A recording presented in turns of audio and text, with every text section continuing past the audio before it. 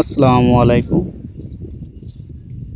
সিজনের শুরুতে আজকে আসছি আমি জৌগির গুহায় মাছ ধরা দেখতে। কি পরিস্থিতি,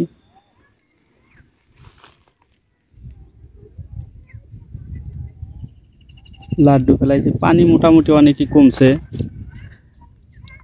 আর এক সপ্তাহ হলে ভালোভাবে মাছ ধরা যাবে। কিছু কিছু মাছ নড়াচড়া করতেছে কিছুক্ষণ পর পর, অতিরিক্ত না। পানি মোটামুটি ভালোই কমছে। বসার মতো প্লেস অবশ্যই হয়ে গেছে। ওই যে একজন ঘর বাঁধতেছে মাছ ধরার জন্য, ঘর বেঁধে রেখে দিয়েছে। আপনারা যারা আসতে চান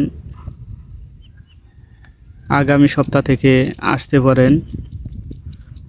আগামী সপ্তাহ থেকে ইনশাআল্লাহ মাছ হওয়ার সম্ভাবনা থাকবে। পানি মোটামুটি অনেকই কমছে।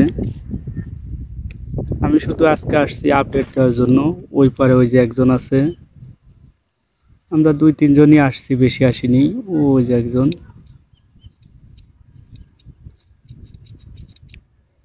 এখনো পানি ভালোভাবে কমে নাই, লোক হয় নাই, মাত্র 2-1 জন। মাঝে মধ্যে আসে, মাঝে মধ্যে আসে না, মাছ হয় না দেখে।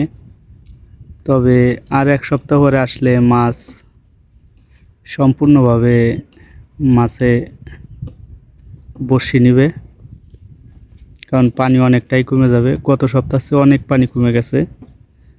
আমি যেখানে বসছি এখানে প্রায় 1 গিরে পানি ছিল, এখান থেকে পানি নেমে নিচেই চলে গেছে।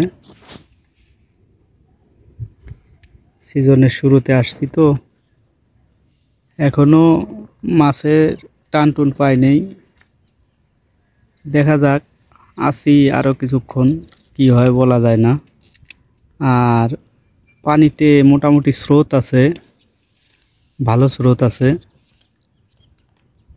আর স্রোতের সাথে যে কচুরি পানাগুলিও যাচ্ছে, এই কারণে মাছ আপাতত হচ্ছে না। তবে এক সপ্তাহ পরে ইনশাআল্লাহ মাছে বসি নিবে, আদার খাবে, বসি খাবে।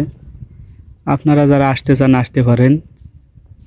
আর এখানে আসার ঠিকানা হচ্ছে টাঙ্গাইলের ওই সাইড থেকে আসলে পরে আপনারা দেওহাটা নামবেন। দেওহাটা থেকে যে কোনো অটোওয়ালাকে বলবেন জৌগির গুফায় যাব, বললে নিয়ে আসবে এখানে। এটাই হচ্ছে জৌগির গুফা। এখানেই আপনার মাছের পয়েন্ট। ওই যে ওই সাইডে রাস্তা আছে, ওই রাস্তার ওখানে নামা দিলে এটাই পয়েন্ট।